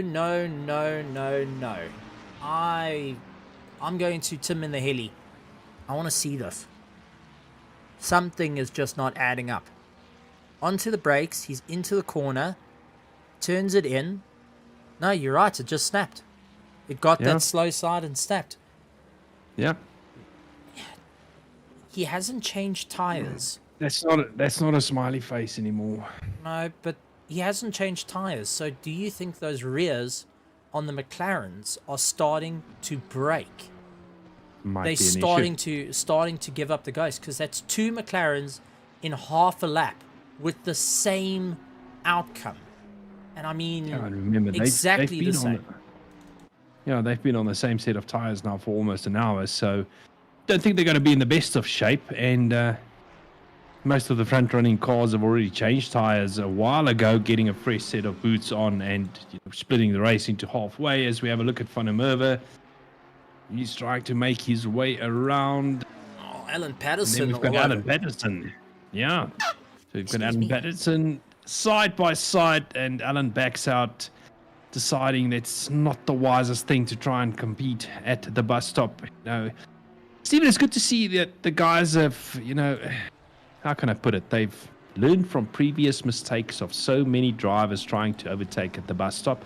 But Alan put my hand really up on putting that one. I'll also put my hand up. This looks like a good place to overtake. Let's try this place. And then it doesn't work. But Alan, all over the back of Van der Merwe, it does look like Alan's got a lot more pace in that Lamborghini than the McLaren in front of him of Van der Merwe. So really putting the pressure on, trying to get as close as possible. Is he close enough to have a look on the inside, down the straight? Nope, decides against it. So most probably going to try and get as close as possible to the McLaren. Running very wide there. Just be careful of track limits. I know the track limits in that corner on ACC is a lot different than what it is on iRacing. Yeah, no, it's definitely a difficult one, and I'm gonna throw a theorist cap out there for everyone. Notice the yellow. Does that go and signal that MTN is on board? Well, MTN is part of the Grid Championship. You heard it here with the Mettlestate and RaceFace, which is always good to see, and a big welcome to MTN. No, I shouldn't say welcome. It should be a welcome back to MTN. A welcome back, because I remember we did, when MTN jumped on board for the first time out of the Grid Championship with Mettlestate and RaceFace, that we had them, and it was quite fantastic, and it's good to see. Welcome home. Good Alan to have you back. The outside. Oh, looks around the outside, backs out of it. No, Alan just, Van der Merwe has got damage on that car. He has to. It's just not getting the drive down the straight. Has he changed tires on that car yet? His second pit stop was 30 seconds. That's a tire change. So he changed tires. So there is new boots on that car. But it might also be a difference in downforce, Stephen, because remember, there's a lot of different downforce, a lot of different setups around the Watkins Glen. As we have a look at Krayling, he started, Oh, no, it's absolutely incredible stuff that these guys are having. And Alan Patterson now getting a mirror full of Lamborghini behind him of Krayling, who is on a monstrous charge at the moment. But I want to go and talk about something a little bit different. Q du Plessis. How many positions? Well, he's gone into the pits now, so that's going to go down. He was up 10 positions from where he started. Tariq Adam down 1 position from where he started. Ryan Ottens up 1. Henry Mayer down 2. Andre Serradio up 10. Cameron De Bastos up 14 positions. Jamie Rees up 12. Daniel Demartris Petro down 5. Christian Venter down 1. SES Days up 8. Harry du Plessis. Now, this is an interesting one. How many positions do you think Harry du Plessis has gained from the start of the race till now? 22. Stop looking at stuff. Yes, he's up 22 positions. AJ Lecoq up 2. Christian Deploy down 8. Henrik Seckers up 9. Fleming Bauer up 15. 4 positions down for Janus Railing. 18 positions up for Alan Patterson. 6 positions up for Jan van der Merwe. Werner Skuman up 2 positions. Jude Neville up 12. Paul Fenter up 13. Jan Kleinans is up 4 positions. Sean Skitter up 6. Ramona Yonka up 13. And Keegan Sanderson up 11 positions. Mahath Musa down 4 positions. Ronaldo Boersma down 20 positions. Daniel Rode down 22 positions after his disconnect. Grant Sebastian down 12. Eric Kirstein is down 2 positions. Daniel De Villiers and Justin Lotus have retired out of the race. So they are still sitting in the pits, and we see Justin Lotus with that disqualification looming over it. I mean, it's incredible to see how these drivers have really stepped up the bar, and every time they get out on the track, they're stepping it up time and time again. But I do want to go and point out that the sportsmanship, because earlier we saw a contact between the likes of Giovanni Porzero and Bago Krobler. Giovanni apologized publicly to Bago, saying, listen, that was my bad. Yeah. I caused the trouble. And Bago Krobler saying, buddy, it happens to the best of us. It's water underneath the bridge. Let's go on to the next one. To you two, I am going and saluting you on that. Properly saluting you. I mean, takes guts. Stephen, yeah, it does take guts. And, you know, I think most, if not all these drivers know, if you're going to race as close as what these guys are racing, accidents are going to happen. And that's what they are, accidents. I mean, these cars are sometimes running centimeters, millimeters on track. Sometimes, you know, the slightest of touches are going to happen, or, you know, braking just that little bit later. It's part of the racing, but well done to the two drivers on how they handled that. Call it a racing incident, and live to fight another day. As we see out on track, Sanderson, and is that behind him, Boersma? That's They are really Boersma. they are really taking the fight to each other. And case in point, check how close these cars are running. Boersma having a look on the inside at turn one. Is Sanderson gonna get He hooked too the much curb. curb? He hooked the curb. He saved it, but there was definitely a shriek there, and it wasn't only from me. Sean Skitter, though, in the wall. Skitter. He's That's trying a to logistical nightmare. Oh no, he's trying to get back on. Yep, proper logistical nightmare. And I actually want to go back and see what happened through the bus stop. Ferrari, is it gonna snap? Braking mid corner. Still okay. And over the curb, right? That's still looking like that's looking good. And then snaps under braking. Yeah. Interesting. Man. And we saw Cameron de Bastos going around the likes of Andre Serradio as they came into shot there on the replay. So I actually want to go back to that battle. Cameron de Bastos not past Andre Serradio just as yet, but interesting thing there. Now, why would a car snap under braking? Gentlemen, there's something for you to think about. Why would under brake into a left-hander bend that's got a change of camber, that your car would Brake get into a bias. slow snap? Brake bias comes to mind. Too much brake bias to the front, which when we talk about brake bias, we're talking about the amount of pressure that is going to your brakes. Now, you do try and share it. In a perfect world, 50-50, as Van der Merwe and Skuman are going 50-50 at one another. Generally, you try and share it 50-50. Single-seaters do 60-40, 60 being at the front, 40 at the back. So that is where most of the braking is. 60% at the front, 40 at the rear. Touring cars, anything to slow it down. Anything slowed down. GT3 cars, ironically enough, you start moving the brake bias at least 43 to 56% on the rear from what I drove the BMW at to try and keep the car together. Put more to the front does slow you down, but it slows the front down, not the rear, which will then cause it to slide. Think of like stopping on your nose. Yeah, and just another interesting thing as we watch the drivers battling their way around. For viewers that are watching that have never driven these type of cars before, brake bias is something you tend to change as the race goes on. Some of these drivers change it corner to corner. I'm not on that level yet, but most of the cars, the GT3 cars that I drive, as the tires wear down, I do change it a couple of clicks. We call it clicks because you normally have a button or so that you press to change it. And then I tend to move it 1 or 2 clicks to the front so that I don't upset the rear of the car as the rear tires wear down. Yep, it's pretty much like you've got a trailer behind you. You can stop the front car, but the trailer is still going to move. And you've got to try and keep it all together in that whole run. As the tires wear down, putting more pressure onto a set of tires that's worn out means that it hasn't got grip and it's not going to slow down in a hurry. Is Ronaldo Boersma using the wall to slow himself down on that? That's one way of doing it. Yeah, that's a little bit under braking, and Keegan Saunderson having a fantastic run out there. Further up the road, Werner Skuman, Jan van der Merwe, they're still in a bit of a battle, and Jude Neville starting to join in the fight as well. Tariq Adam back out in first place. Ryan Ottens in second place. Henry Mayer in third. Kieran Duplessis in fourth place. Fifth place is Andre Serradio.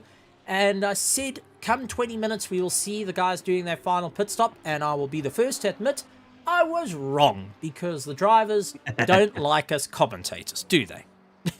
Nope. Oh, Van der Merwe getting pushed to the outside, switches out to the... he went to the inside, outside, scooping around, and that's killing his drive, and that has allowed Jude Neville to get into Neville the fight. at the back, yeah. Jude Neville, he's lying and waiting there as they go through the S's. Don't think this is going to... Oh, a little bit of contact. This is not going to do the drive all that good. Oh. Neville just hanging it around the outside. He's going to go too wide. He's got the drive on that McLaren. He's going to have the pass done before the bus stop, now setting his sights on Skuman in front of him. Yeah, no, what a move. And I mean, the amount of trust you got to have in your competitors to run that close is something, because you're literally going door to door, mirror to mirror, and you're hoping that they don't twitch, they don't sneeze, they don't cough, they don't try and look anywhere else, because you are running so close to one another. And that's just pure trust in your competitors to ensure that things are going to work out just fine. And absolutely awesome stuff. I mean, this is a battle for 19th, 18th, and 17th position. And this is one of our closest battles currently out on the circuit, other than Keegan Saunderson and Ronaldo Boersma, who makes it stick. And it looks like Keegan Saunderson actually lost that drive into turn one. Let's see if we can go back roughly about 10 seconds. And, 10 seconds shows that he just went off circuit. So I think he went and braked a little bit too deep into the corner. And unfortunately, just didn't have the grip. And that allowed Boersma to get past him. And Boersma starting to open up that gap little by little as they get going once again. Interesting enough, though, Daniel Demartro Petro in 6th place, completed all his pit stops. He's 7.4 seconds behind Andre Serradio. Andre Serradio in that top 5, but it is counting down that he's not going to be able to hold it at this moment. He's trying to open up enough of a gap to stay within the top 10. Kieran Duplessis, same problem. Henry Mayer pulling into the pit, so that's going to allow Kieran to get past. Ryan Ottens is going to keep the drive on as he's trying to figure out how to get past Jude Neville. Going to go side by side, and Jude saying, listen, buddy, you go ahead. I'm going to utilize you to try and get a little bit closer to Skuman. And Ottens getting all shapes out of, getting all types of shapes out of wrong. And trying to fit the square block in the circle. Well, he almost managed to do it. But he's really pushing very hard. 5.6 seconds behind Tariq Adams. Both of them still need to do a final pit stop. Now, we don't know how much fuel are in these cars. We don't know how much fuel they still need to add to the end of the race. So there's still a fair bit of strategy involved between these two drivers. I do have a feeling, Stephen, that both of them are going to leave it out very late. And it's literally going to put 1 liter in the tank and off they go again. Looking at the time of Henry Mayer, 5.7 seconds in the pits stopped. I will estimate they have put roughly 40 liters in that car. Roughly 40 liters is in that car. And depending on how the burn rate is, how fast they're using that fuel, he's going to have the dashboard lighting up like a Christmas tree come the final lap, as he's measured it down to the milliliter of what needs to be in that car. And I mean, that's what all the drivers do. They measure out how many milliliters is it going to take to finish 1 hour and 20 minutes of the Grid Championship Round 3, powered by MTN. Brought to you by RaceFace and Mettlestate. It's good to have you guys here for it. But that's the only way. These guys have literally measured it by the cupful. They have looked at it, they've poured it out, and they said, well, if I can just lift a little bit, maybe I can try and save that 0.2 of a gram of fuel. And Jude Neville, though, man, that's in the wall. Something went wrong. Let's go back a little bit and see what happened. Did that Merc get a nasty snap? And we've seen the Mercedes has this habit of getting, lulling you into the secure safety net before it almightily just turns on you. And I think that's what he had over the curb. Oh, too much of that On the inside curb. grass. He kept it out Doing the very wall. well keeping it out the wall, yeah. Doing very well there, but tires are not going to be happy. They're going to be glowing red like warning signs on his dashboard. Yeah. So it's going to take him a lap or two to cool those tires down again. But out in front, Tariq Adams, he's making his way around, trying to get past one of the PWSR cars, trying to have a quick look who that is. That's Alan Patterson. It's Alan Patterson that's still out there. Oh, it's Alan, yeah. Yeah, he's in 16th position, allowing the gap to go, and allowing Tariq Adam to go. Ryan Otten's trying to close down the distance. I see Jan Fafiers going and saying, don't talk about fuel. So I'm guessing Fafiers is out on that one, because either he's a really good texter or he's... Unfortunately, the car had to be retired, it's sad to see him retiring, but you know what, coming out and still watching. And this is the one thing I got to point out. The drivers, even though they're not able to get it to the line for whatever force majeure that's gone on, they still tune in on their phones, on their tablets, on their computers, on their laptops, on their partners' phones or laptops, to whoever's got data, and tune into the racing over at twitch.tv/Mettlestate or on RaceFace to go and say, listen, let's watch this. Let's see these guys properly fight it out down to the wire. I see Jude Neville once again off into the dirt. What's going on with that Merc? Oh, watch. A little bit of a harsh rejoin, and that's also got Quinn Duplessis. Quinn Duplessis having to take evasive maneuvers there. Ooh, and Kieran saw the light flash before his eyes at that moment, because he's lying in 3rd place and nearly had the entire race change on him in a flash. Yeah, very good reactions from him there, and some beautiful car control, keeping that Ferrari under control. It's very easy to lose a car mid-corner if you all of a sudden need to slow down. You know, Stephen, that car can snap underneath you, and that can ruin your race a little bit. So look at AJ de Kock. He's setting his sights. Christian Deploy out in front of him. Christian making his way back up to 11th place after that little spin he had at turn 1.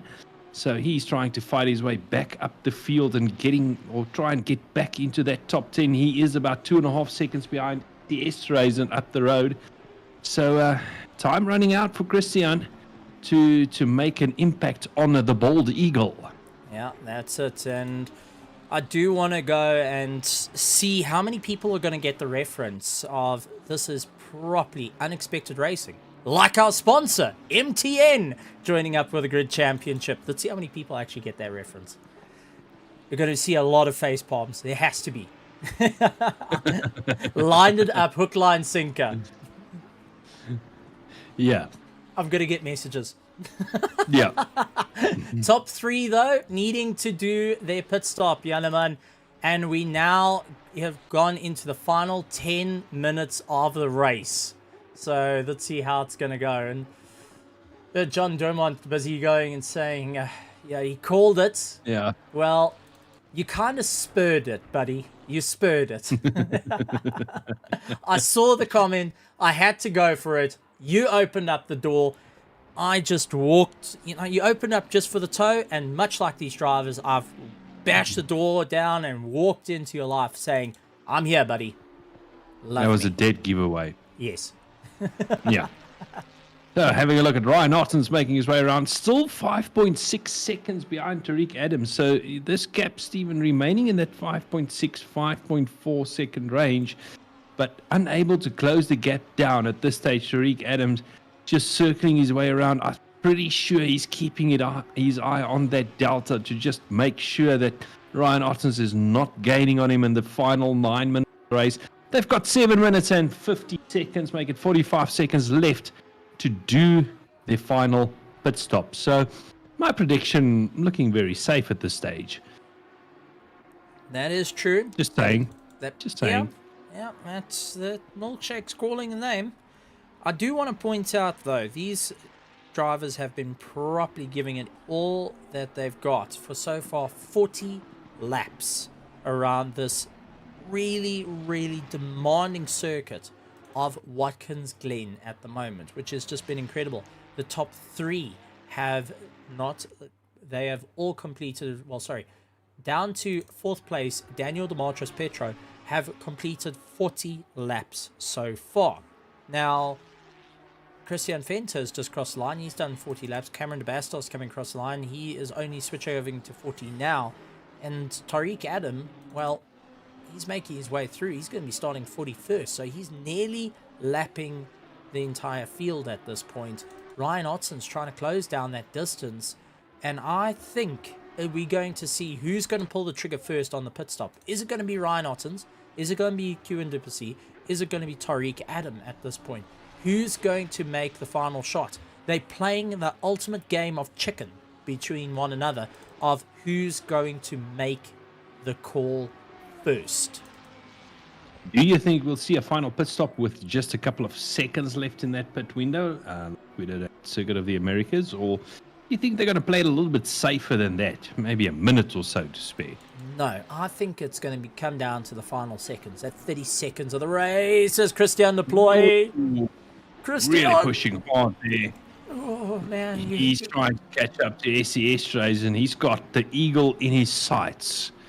Yeah. And pushing that hard, not always too good for the tires or even the pace, but really closing up under braking, really trying to put SES Rays under pressure. Now down the shortish back straight they go. Is Christian Deploy close enough to look on the inside? Nope, deciding against it. He's just going to close right back up under braking and follow his way around, trying to get as close as possible in this final sector before they hit the pit straight. Yeah, I know, properly up against the rear bumper, and SESAs is just soaking up the pressure. And AJ de Kock, though, is not one to count out. He is watching them from behind and closing down the distance. He's under a second to him. And remember, this is a fight within the top 10. There's Christian. In the wall, Christian Deploy. That's going to kill his drive down the pit straight. So let's see if he can close up. He's keeping in it. I don't think he's close enough. Keeping in it, but no, that's going to spoiled his drive a little bit. Well, the thing is, that little bit of knock there is going to take a bit of that aero out of his car and come a straight line. If he falls out of the toe of SDSAs, he has got Sichers, who's going to close down the distance to him. He's got the slipstream, but now he is in open air. Is he going to be able to keep it going? Having to back out of it. I don't. Oh, is he though? Where is he? Is he? Going all over the show. Christian Deploy. Look at the Cock behind him. This battle is allowing the Cock to close that gap down. So he's going to get into the action fairly soon and make it a nice 3-car battle. As Christian Deploy is desperate to get past SES Rays and then make his way into the top 10. He dropped a wheel on the dirt there trying to do it. Tariq Adam has completed all his pit stops, just taking a look. So Tariq Adam was the first one to pull the shot and coming out in third place. Our timing tower needing to keep up, and Kieran Duplessis and Ryan Otton's trying to open up the distance. So they're running into a very, very close time there. But our battle within the top 10, AJ de Kock, Christian Deploy, and SES are still raging on at the moment. But only 2 more cars needing to pit. Oh, no! Is he getting a tank slapper? And that's allowed Christian Deploy. And is Sichers going to take the advantage? Sichers just... No, sorry. That's AJ de Kock just losing out on it. And AJ de Kock really going and fighting it out. Getting into the toe. Pulling himself along. Is he just trying everything he can to keep up the drive at this point after having that awful tank slapper? But 4 minutes to go, Janneman. And Ryan Ottens needing to pit. Kieran Duplessis needing to pit. And it looks like Ryan Ottens is going to keep going. He wants to open up the gap. He's got a 26.0 seconds ahead of Kieran Duplessis. And then needs to pit the next lap. Otherwise, it's going to be with seconds to spare. Oh, Tariq Adam is 5 seconds behind. And, there's no coming back from it. As you see, AJ de Kock all over SESA is properly into the fight and doing everything he can. I mean, this is gonna be a race of notes. I'm chomping at the bit, trying to guess what's going to happen. But gentlemen, here at Watkins Glen, this is turning into a race and a half. And drive through for Johan Kleinans. Kleinans scoring the drive through. So he's getting his drive, serving his drive through. AJ de Kock, though, still on the back of SES days, doing everything he can. But there is just tears right at the end. Paul Fenter and Harry Duplessis are going at it. Harry managing to get past. Paul actually dropping the wheel on the dirt there and losing out. But Ryan Ottens is the one I want to keep an eye on, because 2 minutes and 53 seconds for both these drivers. Is he going to fit? They're going to have to. They're going to have to at this point. But he's going to pit with seconds to spare.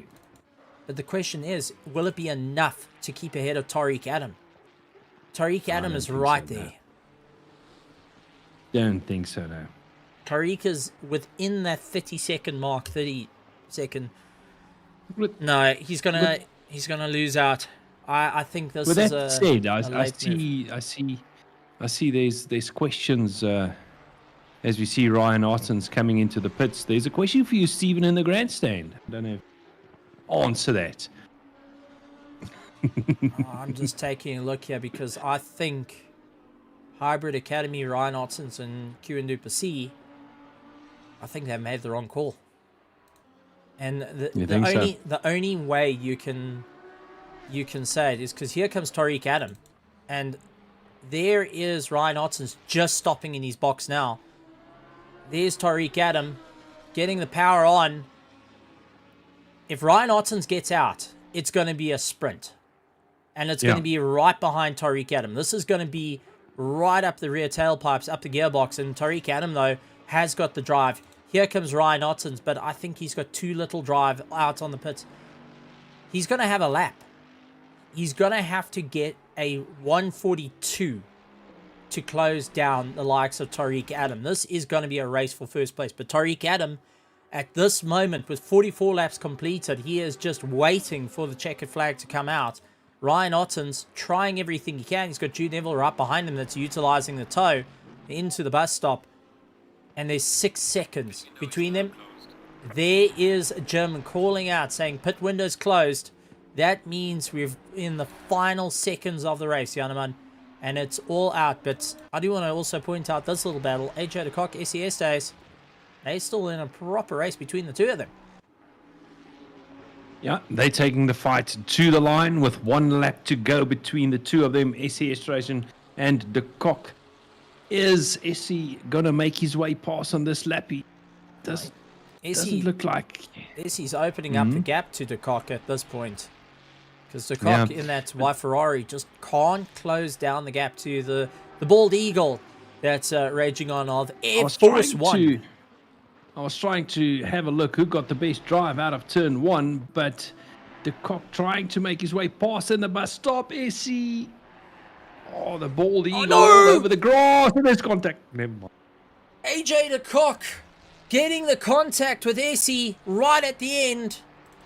That was bad. Checkered flag comes out. Tariq Adam, 3 for 3. Ryan Ottens taking 2nd place and losing it right out to the line. Henry Mayer taking 3rd place as he comes across the line. Daniel Demartros Petro taking 4th place.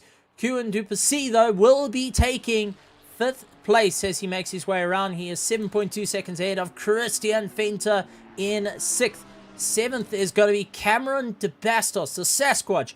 Tabasco source himself in the new colours, going and finishing into that top 10 in 7th place. Jamie Reese in 8th place. 9th is Andre Serradio with Christian Deploy trying to close down the gap. I think it's going to be a little bit too late, and he's going to have to deal with that top 10. Not a bad one at all. SES Days in 11th. AJ de Kock in 12th place. Hasn't lost our position, but lost out the drive right at the end. Unrik Sikkers has got Johannes Kraling trying to tail him, but Johannes Kraling has got Bauer right behind him. Fleming Bauer's going to try and take him down to the wire as they make their way through. And it does look like Kraling has got enough to get the drive. as he comes across the line ahead of Fleming Bauer. Alan Patterson battling it out. Werner Skuman looks up on the inside, hits the brakes, wasn't able to dive on the inside. It's going to try and get the drive and drive it right down to the wire as they get a little bit more. Is it going to be Alan Patterson at 16th, 17th place? Werner Skuman by 0.2 of a second behind. Johan van der Merwe crossing the line at 18th place, 19th, Kerry Duplessis. Paul Fenton, 20th. Jude Neville in 21st, 22nd is Sean Skitter, Johan Kleinans, along with Ramona Jonker, Mahath Musa, Ronaldo Boersma, Keegan Saunderson, Daniel Rowe, Grant Sebastian, Eric Kirstein, Daniel de Villiers, and Justin Lotus. We did have a couple of retirements during the course of the race. But Janneman, what a race that was. Whew! I'm pretty worn out. Absolutely awesome race. You know, it's really heating up as we head to the midway point of the championship. Just a quick shout out to the grandstand, Gabriel dos Santos, John Drummond. It does look like you got ignored like a stop street on that question. But not like our sponsor, MTN, joining us for the Grid Championship. Yes, I'm going to keep throwing that reference out until someone gets it. I want to see the message. But MTN, thank you very much for jumping on board with the Grid Championship. Brought to you by Mettlestate and RaceFace. It's absolutely awesome to have you guys here, and a welcome back. We missed you. But Janneman, this was just a race and a half. This really was a race and a half. I mean, while we take a look back at the highlights that are currently out on screen, the race itself, from start to finish, was close. It was properly the guys going at each other, even teammates taking the gamble at one another, trying to push themselves that little bit more as they piled on the pressure. Lots of guys trying to really close down the distance early on in the race. Tariq Adam trying to stretch the lead, and it just wasn't coming to him until the end of the race. Well, on the other side, Stephen, I think very well controlled by all the drivers, and I'm starting to get excited for what's next in this championship. I mean, who's gonna try and take the fight to the front, and what new names we might see. You know, I always love it to see new names in that top 5, top 10 bracket. So as we have a look at the highlights on screen of all the drivers duking it out, you know, all the passes being made, who's going to take the fight to Tariq Adam? That's the point I'm trying to get to, because I think he had a well-controlled race, led from the front, controlled the gap to second place, Ryan Ottens, and after that last pit stop of Ryan Ottens, the gap went back to what it was before the pit stop, almost to the point of a second, went back to 5.6 seconds. And he just controlled the race to the end. But who's going to take the fight to him out in front? Unfortunately, yes, we had a couple of disconnects tonight. A couple of drivers didn't see that. A couple of incidents where the drivers, unfortunately, having cars destroyed to the point that they were unable to continue. And but in turn, they came back in the grandstands to support the drivers here in the race, and a big shout out to them for that. Yeah, absolutely. And also just, a shout out to Daniel Rowe, who came back into the server after his disconnect, just showing that he really wants to see the end of the race. We know you lose a tremendous amount of time to have a disconnect. Not even the disconnect itself. You still need to sit for 120 seconds in the pits before you can actually go out and drive. So you lose up to 3-4 minutes when you have a disconnect in total. Yeah, no, totally. It's one of those things, you always take the gamble, but what a race it was, ladies and gentlemen, here at Watkins Glen for round 3 of the Grid Championship, powered by MTN, Mettlestate, and RaceFace. Janneman, a dominating lead, now starting to open up for Tariq Adam out in first place. As you said, who's going to be able to dethrone him? We will be crowning a new champion at the end, as we saw Cody Sherritt, who has taken a 3 out of 4 times at the moment for the championship. He has vacated this champion. He's out of the championship. He is handing over the crown to a new generation. And what we're seeing here is new generation of drivers up and down through the field. Whether you're a fan of Lamborghinis, Ferraris, Mercs, everyone out there is just doing a tremendous job.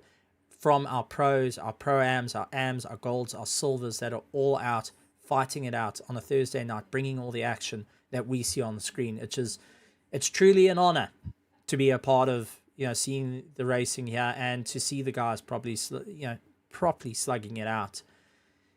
There was a thing that got brought up. I got asked a question today. Is sim racing real? Yes. And There's your proof. Here's my answer to it. You tell me that everyone here is not wearing their heart on their sleeves and leaving everything out, leaving nothing on the table. This is their Formula One. This is our Formula One. This is our GT3 racing that we're witnessing. And I can't wait for the day that we can go and call these guys our national champions, because that's coming one day. It's coming. Absolutely. I mean, it's coming. We had the discussion during the course of the race where gone are the days where this is just a game. And don't shoot me for saying a game, because there was a time where sim racing was a game.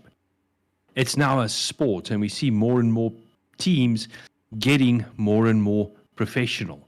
The way they organize stuff, the way they spend time on developing cars and that kind of thing, the way they approach races with the amount of practice times they put in, the way they got crew chiefs or race engineers, what different track, working out strategies. I'm saying again, the days are gone where this is just a game being played. This is a full-fledged sport, and it's becoming more and more professional by the day.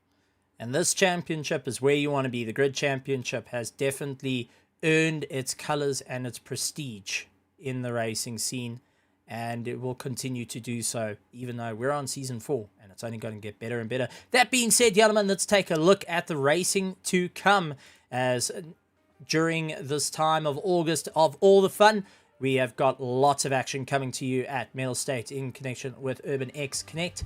They have got lots of interesting competitions, whether you're a fan of brawlers, whether you're a fan of first-person shooters, whether you're a fan of football, or if you just want to go out Fortnite. Well, there is everything for everyone, from casual to esports, and you all stand a chance to win prizes. I know there's 1,000 Rand up for grabs for these weekly little contests that they do, and guys are taking it rather seriously. So if you're a casual player, come in and have a bit of fun. You can score 1,000 Rand. That's a bit of fuel for the generator, especially with our power outages. And I mean, it's fantastic to see it out there. So go and look at Mettlestate.com for all the amazing action out on mobile and also out on PC. It's everywhere. It's console, PC, the works. Also coming up, round 4, Red Bull Ring, 26th of August for Automobilista 2, brought to you by RaceFace. Really looking forward to that. Unfortunately, Silverstone was cancelled due to force majeure, but they're going to be back out at Red Bull Ring. Gotta say, looking forward to the circuit, because it's one of these challenging circuits, much like Watkins Glen. Looks easy until you're on it and you're going up the hill. Then we have got on the 29th of August, TCR Season 2, Round 3, as we're starting to wrap up the championship of our TCRs, brought to you by RaceFace in iRacing at Alton Park. I know that is Cameron's favorite track. He's going to be having a lot of fun out there, bouncing over the curbs, and go and keep an eye out on that, because it's not one to be missed. Also, next week, round 5, we head to the Nürburgring, and it's got one of the trickiest corners in sim racing. You ask any sim racer, turn 1 at Nürburgring is one that people worry about. My one is the final corner, because I keep turning left trying to get onto Nordschleife. But that also builds us up to the Grid Championship Season 4, as we head to round 4, Nürburgring for the Grid Championship, brought to you by Mettlestate, RaceFace, and powered by MTN. Big, awesome news there. I'm really excited about that, as we head out to the Nürburgring, 31st of August next week, Thursday. So join in for the action over there. And also, one thing you're looking forward to for is round 3, Alton Park F4's RaceFace Season 1, gentlemen. That's something that you're going to have to try and keep all together and slide it around Alton Park. Yeah, I think these F4 cars are going to be brilliant fun around Alton. I think it's a track that's going to be suited to them. And very, very close racing. I think that's going to happen around there. Not the normal Alton Park. I think they've thrown out one of the chicanes, so one chicane to deal with. And yeah, let's see what happens. And will we be able to slow these cars down before we hit the wall come the hairpin? Yeah, and then also round 6, 29th of August for our RaceFace F1 2023. We head out to Jeddah, our very first street circuit that's being raced out. And gotta say, really looking forward to seeing how people are going to handle the street circuit at Jeddah. I've got to say, it's one of these circuits that I don't get to play too nicely with. I tend to find the guardrails all the way through, but I'm looking forward to seeing the pros show me how it's done. And also we do have endurance racing coming up in the ACC GT3 with RaceFace Endurance Series, so that's not to be missed. But gentlemen, yeah, we have finally reached the end of this. Sum up your thoughts. Penny, for your thoughts? Well, to round up a brilliant week of racing, we started off on Tuesday. I know there's still racing to come this week, but me and you won't be on the mic for that one.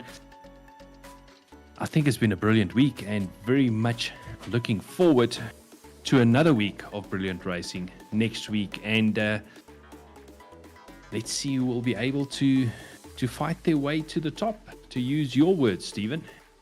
Yeah, it's going to be incredible. But from the little team heaped together of the commentary team here, myself, Stephen Koenig, and Yellowman Press, we would like to thank you all. Make sure that you go and head over to twitch.tv/Mettlestate to go and see all the amazing action out there. Also head over to their YouTube page. There's lots of little fun things that they do, including riding a scooter. I still challenge you, Mettlestate, to that race. And also head over to RaceFace out on YouTube. Hit the subscribe, hit the bell notification icon. Let us know whether you like it. Give us a thumbs up or a thumbs down. And also leave a comment as well. It's nice to hear you guys, all your comments. And please keep it all friendly, keep it all great. As we will see you guys next time, right here at the Grid Championship Season 4, brought to you by Mettlestate, RaceFace, and powered by MTN. Ladies and gentlemen, boys and girls, and before you steal my line right before it, John, I'm going to say good morning, good afternoon, and good evening, and good night, everybody. Good night, everyone.